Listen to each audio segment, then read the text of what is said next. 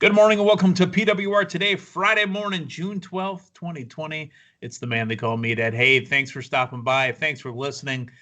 Make sure you're liking. Make sure you're subscribing. Make sure you're putting the captions on when you're watching on YouTube because the captions are coming up right now. Captions, YouTube. Make sure you're liking and subscribing. That way you know when all brand new episodes coming up. And give us a like. Facebook, YouTube, Fight TV. You've got Spotify. You've got all those big ones. Apple Podcasts. Wherever you're downloading and listening to podcasts, that's where you should be downloading the Pro Wrestling Report. PWR Today. Now joining me for Friday mornings, it's the man they call Matthew Thomas. Good morning, Matthew. Good morning. Although one thing I can guarantee, it will not be entertaining is having the captions on while watching/listening to Dusty Rhoads. Those were the days. Were they not? Do you remember the first time I did that? I'm like, Matthew, I watched the pay-per-view from like WCW 96 and the WWE captioning can't even keep up with Dusty. And it's pre-recorded. It's not like they couldn't go in there and edit it. Half the time listening to Dusty, it said inaudible.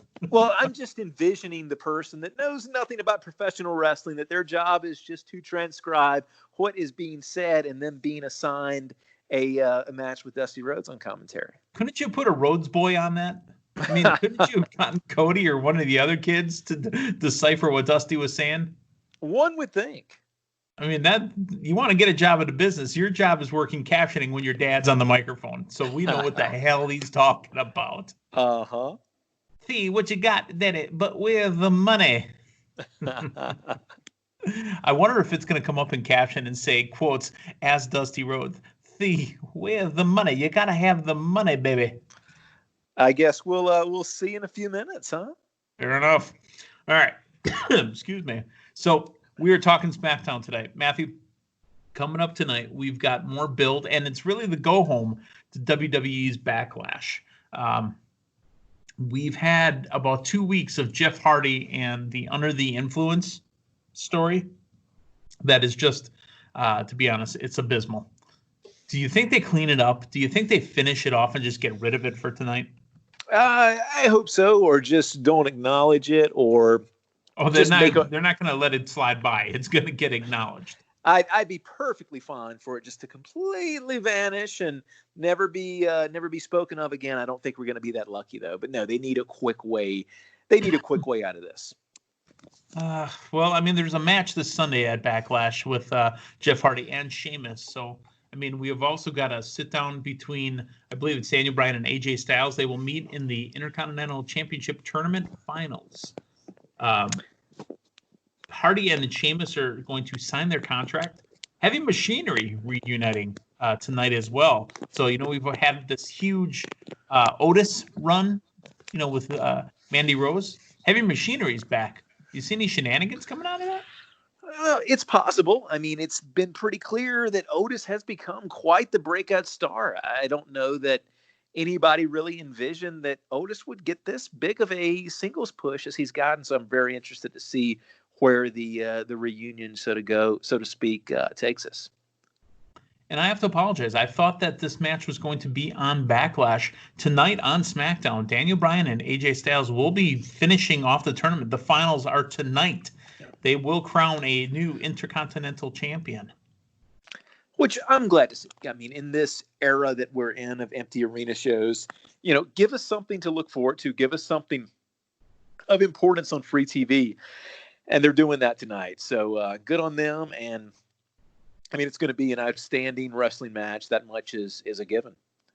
Well, I smell shenanigans as well. I'm willing to bet they push this off. Something happens and they have to redo it again for the pay-per-view. Yeah. For the PWR draft, of course, the owner of AJ Styles is going to be wanting this to happen on pay-per-view because it'll be a pay-per-view style match and possibly a title win. But, I prefer to be on free TV. It's not like AEW isn't giving us Fyter Fest on free TV. Oh, wait, they are. So, way to give back to the fans, not make us pay for this. And, with the new WWE Network, which is free, and it's not free. So the free version doesn't include pay-per-views. You got to pay for the pay-per-views, but it's better than the old model of $59.99 every month. Absolutely. And I want to ask you and get your opinion. I know it'll be discussed in some of our programming this weekend ahead of the pay-per-view, but what is your thought on the moniker that they are giving this pay-per-view, the Edge Orton match, best match ever? Never in the history of Greatest professional wrestling match. that I Greatest have, wrestling match yeah, ever. that I have ever run across. Have you had something billed as the greatest match ever? What is the rationale behind this? Where do you think this takes us? What is the purpose of this? I don't know, but I mean, the absolute poster has the word the smallest, and the greatest wrestling match ever. I'm going to have to work on my sound effects and get that actually added in later. It's the greatest wrestling match ever. Did you ever think the two mat technicians, Edge and Orton, would be putting on the greatest wrestling match ever in 2020? Not in 1999 or 2000, when they're young bucks. It's got to be a way to get heat on somebody, most likely Orton, right? I mean, it's got to end in a DQ, or it's got to end in some type of cheap finish. I mean, that's the only thing that I can think of, is the fact that you're doing this as a vehicle to piss people off at who you want them to be pissed off at, namely Orton in this. I mean, because here's the thing, no matter how great of a match it is, the quote, for lack of a better term, the balls that it takes to call a match the greatest match ever ahead of it is just a leap and bound that I've never seen any company do with any type of promotion. So there has got to be some type of end game as to why it's being built up as this. I mean, it cannot just be this fantastic match that they are expecting you to walk away from the pay-per-view saying, wow, that's the greatest match ever. It's got to be some type of end game to where it's clearly not the greatest match ever, right? No, you're thinking way too hard. You are thinking way too hard on this. It is going to be the greatest wrestling match ever, and it's going to be continually billed as that. It may not be that, but it's going to be billed as that, and they're going to tell you that it's the greatest wrestling match ever. It won't be, but it'll be billed as that. Now, let's kind of segue off of this. Matthew Thomas, in your history of watching this particular sport, this particular show, what is the greatest wrestling match ever? In my personal opinion. Your opinion. My personal opinion, it took place at WrestleMania 25. It was not the main event. It was Taker, Shawn Michaels. And one of the reasons that, to me, I think I consider that the best match that I've ever witnessed, not live in the fact that I was there, but ever witnessed as it was taking place, was I knew it was going to be good, but it was not overbuilt. And when it wowed me the way that it did, like, that's to me, anytime, I very rarely am blown away by the main event of a pay-per-view, because that I'm expecting so much from it. Much more, I'm very rarely blown away by the main event of a WrestleMania or a SummerSlam or one of the big four. The ones that if I am wowed by a main event, it's more often than not going to be on one of the lesser hype pay-per-views. And I think that's one reason why Taker and HBK Part 1 holds such a special place in my fandom, was I was expecting a lot, but I was not expecting what we got. And if you remember your main event of that evening, Triple H, Orton, the hole that was dug for those two guys, they never could have climbed out of it, because you're expecting so much at that point after you've had something so outstanding in Taker HBK. So that is the answer to that question. And wrapping back around as to why I think that, in order for something to qualify as the best match ever, you can't call it that. So the greatest wrestling match ever, in my humble opinion, IMHO, it's WrestleMania 3. It's Hulk Hogan and Andre the Giant. It was the best match ever, because it didn't have to be a technical match. It didn't have to be moonsaults. It didn't have to be flips. You bought that pay-per-view to watch Hulk Hogan try to beat Andre the Giant. You were so invested emotionally in Hulk Hogan going up against the Giant. I cannot tell you on one hand how many people were rooting for the Giant. I don't know any. Never know any. That was, in the truest sense, the truest heel was Andre the Giant. There wasn't a person that I know was pulling for him. That crowd was 100% Hulk Hogan. Yeah, and that's another thing here. I don't feel like, I mean, there's some investment, but you're talking an investment of the months, if not years, of people wanting to see this. Now, it had happened prior to 3's main event, but in the canon of the WWF at the time, for all intents and purposes, it had not happened. So, Correct. Yeah, the best match ever. And he's ripped his necklace off his chest. Yeah. It requires investment. And here's the thing too, with Edge Orton, they've already had the quote unquote blow off to this feud. They've already touched for the second longest match in WrestleMania history at this past WrestleMania. So this is not the payoff to a feud. This is them getting in the ring and saying, you know what? Let's have a good old fashioned wrestling match. And the announcer saying, this is going to be the greatest match ever. Do you think it'd be catch as catch can? Do you think it'd be chain wrestling? I mean, little Greco-Roman thrown in there for some good yeah. Like when I was outside and I got, sunburn on my collar and elbow, you got to make sure that you get a little collar and elbow action in there as well. Oh, the absolutely. Greatest wrestling match ever. Folks, if you haven't caught on to it yet, we're mocking the term, because what in the high holy hell are we doing calling this the greatest wrestling match ever? I mean, again, this is something they just, it's not like they've even, they just wrestled 2 months ago. Yeah. So it's, and that, as you said, was the second longest in WrestleMania history. It's not like, we've been building toward this. No one cares. I mean, sure, I want to see Orton on pay-per-view again. I want to see Randy Orton on pay-per-view again. But for the greatest wrestling match ever, someone cleared this. Someone signed off on this. Someone said this is a good idea. Someone said, let's go with this. The greatest wrestling match ever. Matthew, if you turn out to be right and say that it's a whole just joke, shenanigans, I don't know. I'll have to. Here's my prediction. I think it is going to be a very good wrestling match that's going to go on for quite a while. But I think the finish will be a deliberate disqualification on Orton's part. It's funny that you bring up a deliberate disqualification on Orton's part, because I was watching the 10-year anniversary of the Nexus. Did you see any of it yet? Yeah. I took a little jaunt down memory lane, if you will. It was fun. June 7th, 2010 was the debut of the Nexus. The Nexus, for those that don't know or choose not to use the internet, the Nexus was all of the competitors from season 1 of NXT. See, NXT wasn't always a TV show or a wrestling brand. NXT was the tough enough, the way to get talent, competition style into the company. And the winner of that was Wade Barrett. Matthew, out of the original 8, who's left in the company? I can only think of one. Brian was season 1, right? Brian was season 1. Oh, Tonga is still with the company, just not an active. Just not wrestling. Member. Yeah. And that's it. Let's name off the other 6. Wade Barrett.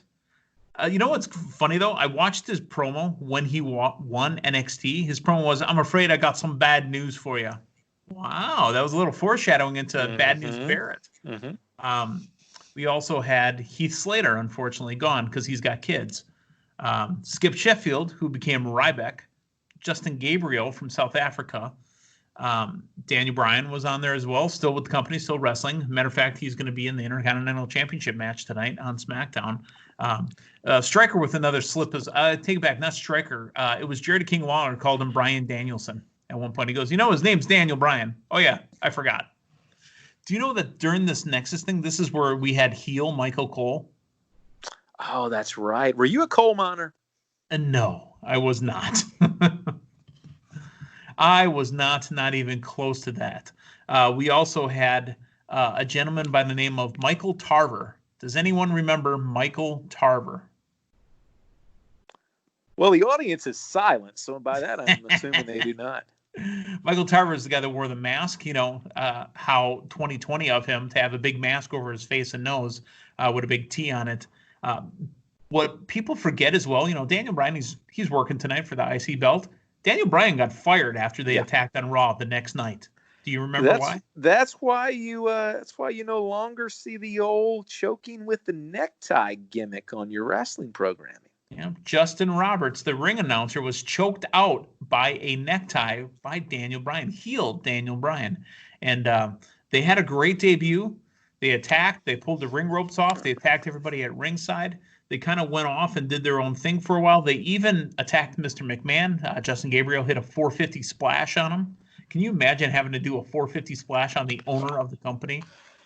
Well, but I mean, going back to the original debut, though, that was one of the most out of nowhere, just shock value angles that I've probably ever watched as it was happening. It wasn't much foreshadowing there. It was Cena in the ring getting attacked by all of these guys that I don't think a lot of people saw coming, and to this day, there's a lot of stuff in the Nexus era, a lot of stuff in that era overall, because we're talking about the coal mine. We're talking about that was the mystery Raw GM, right? Yeah, it was around there. And, there was a point, and we're kind of, jumping ahead here on Nexus. There was a point where, the Nexus had Wade Barrett, wrestle John Cena. And John Cena, if he lost his match, would end up having to join the Nexus with the most, oh my God, I still I get nightmares thinking it.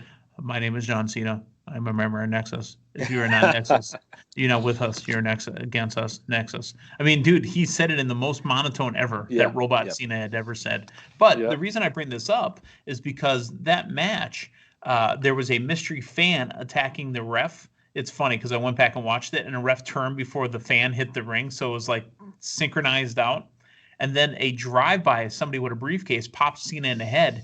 The fan was Michael McGillicuddy, Axel, Curtis Axel, and the drive-by with the briefcase, Husky Harris. So wonder whatever happened to that guy. Husky Harris has he's working nowadays. I believe that he had a belt not too long ago, and maybe he'll come back and show us his playhouse again. We'll see.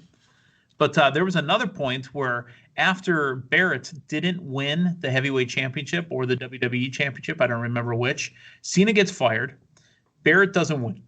And, the Matt Striker, what would you say earlier in the pre-tape? This was the famous Cena's free, Cena's fired call. Yeah. He's not fired, or he's not free. He's fired, Matt. So he doesn't have a job. Right after that, the next night, they voted Matt Striker out. You know who took over for Matt Striker? I mean, not Matt Striker. I apologize. Wade Barrett. Who would that have been? He was straight edge, and he took over the Nexus. That's right. Remember, they were beating each other with leather straps? I forgot about that little stint. Yeah. Yeah. So Nexus, while it didn't go long, it had a lot of cool stuff, and I thought it was a great idea at the time. It was this group of 8 young, hungry, young bucks, no pun intended, that were trying to take over the business, and they had their way for a while. With Daniel Bryan showing up at that SummerSlam match as the 8th member, the Miz, his pro, getting upset that he was kicked off the team and, cost Daniel Bryan a pin. I thought there was a lot of good stuff that happened that came out of the Nexus. I wish it went longer. I really wish we still had Wade Barrett because I found him absolutely entertaining. Michael Tarver, I hope you're working. I hope you're, doing well. I don't know what happened to you, but yeah. And then, the old corn-fed meathead, Ryback, he's out there doing well as well. So. Yeah, and remember the end of the Nexus eventually got us the core. The core. I do remember the core. Because either you're with us or you're core against us. Yeah. That just rolls off the tongue, doesn't it? It sure does. Because I think that was Barrett siding off and splitting the Nexus and taking people with him. It was Barrett, and I think was Gabriel with him. Probably. Yeah, but I remember Barrett in the core, but I'd have to do a little bit of research. And I think it was wasn't it the Notorious Z, Zach Gowen? He was in there too, I think. Yeah, absolutely. That was a joke, folks. Zach Gowen was not in the core. Folks, it's been fun going down memory lane with you. We're talking Smackdown tonight. We talked a little Nexus 10-year anniversary. Again, subscribe, like, make sure you're hitting us up. I know that they did primetime last night with Shane Helms. You know what? I've got a feeling there could be a Be the Booker. Again, Shane Helms kind of smoked Dave Hero on Be the Booker for last week's NXT show. We got another one coming up.